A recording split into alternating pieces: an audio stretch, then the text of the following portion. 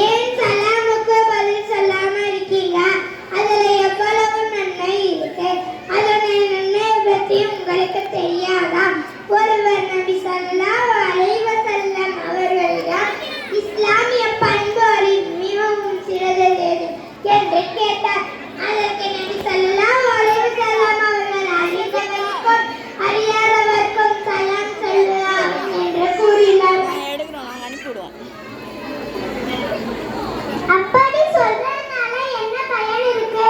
நபி ஸல்லல்லாஹு அலைஹி வஸல்லம் அவர்கள் கூறினார்கள், அஸ்ஸலாமு அலைக்கும் என்று சொன்னால் 10 நன்மை என்றும், அஸ்ஸலாமு அலைக்கும் வரஹ்மத்துல்லாஹ் என்று சொன்னால் 20 நன்மை என்றும், அஸ்ஸலாமு அலைக்கும் வரஹ்மத்துல்லாஹி வபரகாத்துஹு என்று சொன்னால் 30 நன்மை என்றும் கூறினார்கள்.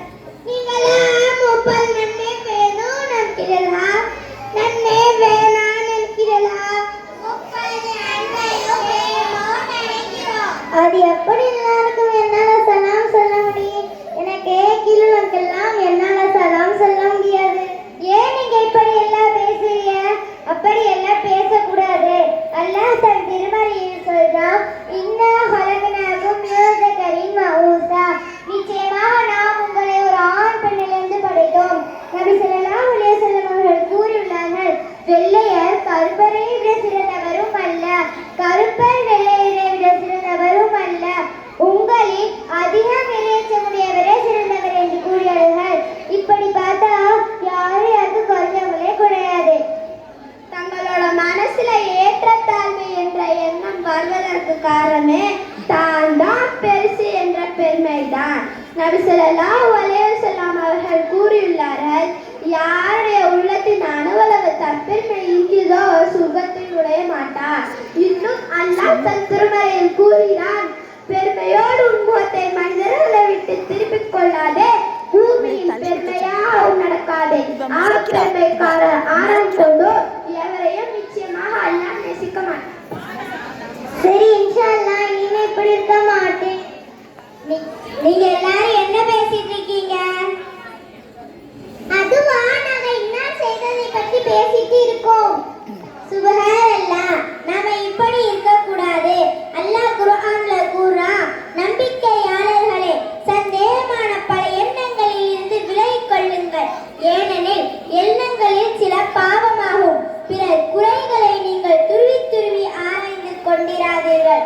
அன்றியும் உங்களில் சிலரை பற்றி புறம் பேச வேண்டாம். உங்களில் எவராவது தம்முடைய இறந்த சகோதரரின் மாமிசத்தை புசிக்க விரும்புவாரா? இல்லை, அதனை நீங்கள் வெறுப்பீர்கள். இன்னும் அல்லாஹ்வை அஞ்சுங்கள். நிச்சயமா பாவத்தில் மீள்வதை அல்லாஹ் ஏற்றுக்கொள்பவன், மிக்க கிருபை செய்பவன். அவரிடம் உள்ளதை பேசினாலும் அது புறமாகுமா? ஆம், நபி ஸல்லல்லாஹு அலைஹி வஸல்லம் அவர்களிடம் புறம் பேசுதல் என்பது என்ன என்று கேட்கப்பட்டது. அதற்கு நபி ஸல்லல்லாஹு அலைஹி வஸல்லம், உன்னுடைய சகோதரரை பற்றி அவருக்கு வெறுப்பூட்டும் ஒரு விஷயத்தை நீ கூறுவதாகும் என்று பதில் சொன்னார்கள். நான் கூறுவது என் சகோதரத்தில் இருந்தால் அது பற்றி என்ன கருதுகிறீர்கள் என்று மீண்டும் கேட்கப்பட்டது. அதற்கு நபி ஸல்லல்லாஹு அலைஹி வஸல்லம், நீ கூறுவது அவரிடம் இருந்தா அவரை குறித்து நீ புறம் பேசிவிட்டதா ஆகிவிடும். நீ கூறுவது அவரிடம் இல்லையே அவர் மீது நீ அவதூறு சுமத்தியதா ஆகிவிடும். அப்படி என்றால் யாரை பற்றியும் உள்ளதையும் பேசக்கூடாது, இல்லாததையும் பேசக்கூடாது. சரி, வாங்க நாம இன்னாரை போய் பார்த்து நலம் விசாரித்து வரலாம். அல்லாஹ், அங்கயா? அங்க போனா எனக்கும் ஓட்டிக்கிறீமே, நான் வரலவா? அப்படி இல்லப்பா, நபி ஸல்லல்லாஹு அலைஹி வஸல்லம் நோய்வாய்ப்பட்டு இருப்பவரை நலம் விசாரிக்க செல்வதை வழக்கமாக வைத்துள்ளார்கள். சரி, அங்க போய் என்ன சொல்றது? அதையும் ரசூலுல்லாஹ் கற்று தந்து இருக்கிறார்கள். லா பௌசத உம்ருன் இன்ஷா அல்லாஹ், கவலைப்படாதீர்கள், அல்லாஹ்வின் நாட்டத்தால் நீங்கள் தூய்மை அடைவீர்கள் என்று நாம் அவளுக்கு துஆ செய்யணும். அப்படியா? சரி, நாங்க கூட அவங்களை பார்க்க வரேன். இப்போ நாம் என்னதான் வைத்திய பார்த்தா சில நோயை சரியா மாட்டுது, அதனால அது மேல நம்பிக்கை இல்லாம போயிடுச்சு.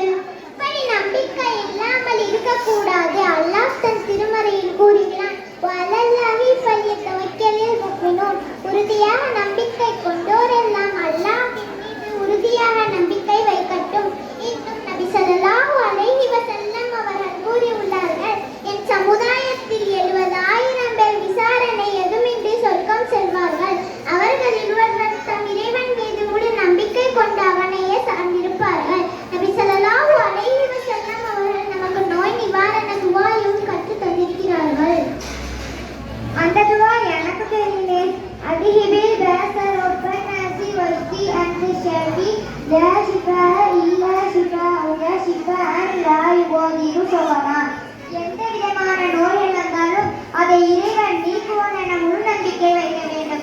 அதற்காக மருத்துவம் எடுக்காமல் இருக்கக்கூடாது. அந்த நோய்க்கான மருந்து எடுத்துவிட்டு அந்த நோயை விட்டவன் இறைவன். அதை அப்படியே நீக்கும் என்ற நம்பிக்கை முழுமையாக வைக்க வேண்டும். சரி சரி, இன்ஷா அல்லாஹ் நான் என்னை மாத்திக்கிறேன்.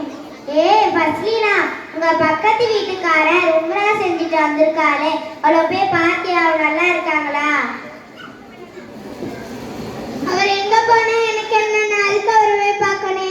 அட அல்லாவே, இங்க பாருங்க, நபி ஸல்லல்லாஹு அலைஹி வஸல்லம் அவர்கள் கூறியுள்ளார்கள், நீங்கள் குழம்பு சமைத்தால் அதில் அதிக தண்ணீரை ஊற்றி உங்கள் அண்டை வீட்டாருக்கு கொடுங்கள் என கூறியுள்ளார்கள்.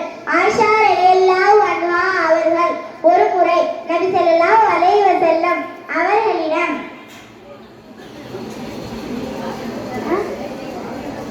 இறை தூதர் அவர்களே, எனக்கு 2 அண்டை வீட்டார்கள் உள்ளன, அவர்களில் யாருக்கு நான் அன்பளிப்பு செய்வது என்று கேட்டார்கள். அதற்கு நபி ஸல்லல்லாஹு அலைஹி வஸல்லம் அவர்கள், இருவரில் யார் வீட்டு வாசல் உனக்கு நெருக்கமாக இருக்கிறதோ அவருக்கு என்றார்கள். நபி ஸல்லல்லாஹு அலைஹி வஸல்லம் அவர்கள் அண்டை வீட்டாரை பற்றி இப்படி சிறப்பித்து கூறியுள்ளார்கள், அப்படி என்றால் நாம் நமது அண்டை வீட்டாரை பேணி நடக்க கூடியவர்களாக இருக்க வேண்டும்.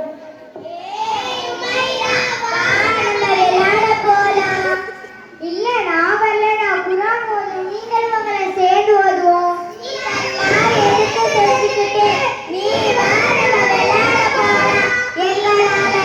செய்ய முடியாது.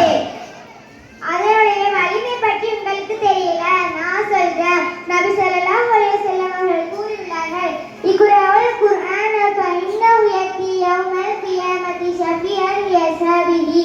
நீங்கள் குர்ஆன் ஓதுங்கள், நிச்சயமாக மறுமை நாளில் அதை ஓதியவர்களுக்கு பரிந்துரையாக இருக்கும். எனக்கு குர்ஆன தெரியாத, நான் சொல்லித்தரேன். நபி ஸல்லல்லாஹு அலைஹி வஸல்லம் அவர்கள் கூறியுள்ளார்கள், கைருக்கும் மன் தஅல்லமல் குர்ஆன வல்லமா. குர்ஆனை தாமும் கற்று பிறருக்கும் கற்பித்தவரே உங்களில் சிறந்தவர். தாங்கவே முடியலையே, ரொம்ப கஷ்டத்துல இருக்கேன். எனக்கு மட்டும்தான் இப்படியெல்லாம் சோதனைலாம் வந்துச்சு. இப்படியெல்லாம் பேசக்கூடாது. சோதனையின் முதற்கட்டத்தில் மேற்கொள்வதுதான் பொறுமை. இன்னும் அல்லாஹ் தன் திருமறையில் கூறுகிறான், லா யுகல்லிஃபுல்லாஹு நஃப்ஸன் இல்லா உஸ்அஹா. எந்த ஒரு ஆத்மாவுக்கும் அதனுடைய சக்திக்குட்பட்டதை தவிர சிரமம் கொடுப்பதில்லை. நீங்கள் கவலைப்படாதீர்கள், அல்லாஹ் உங்களுக்கு எல்லாத்தையும் லேசாக்கி தருவான். நீங்க அதிகமாக சபூர் செய்யுங்கள். சரி, நான் கேட்கிற அல்லாஹ்வுக்கு விருப்பமான செயல் ஒன்று சொல்லுங்க பாப்போம். பெற்றோருக்கு நன்மை செய்தல். அது மட்டுமல்லாமல் நபி ஸல்லல்லாஹு அலைஹி வஸல்லம் அவர்கள் கூறியுள்ளார்கள், பெற்றோருக்கு துன்பம் தருவது பெரும் பாவங்களில் ஒன்று. எனவே நாம் நம்ம பெற்றோருக்கான துஆ செய்யக்கூடியவர்களாகத்தான் இருக்கணும். அது என்ன துஆ? அல்லாஹ் தன் திருமறையில் கூறுகிறான், ரப்பில் ஹம்ஹுமா கமா ரப்பயானி ஸகீரா. இறைவனே, நான் சிறு பிள்ளையாக இருந்த பொழுது அவ்விருவரும் என்னை பரிவோடு வளர்த்தது போல அவ்விருவருக்கும் நீயும் கிருபை செய்வாயாக என்று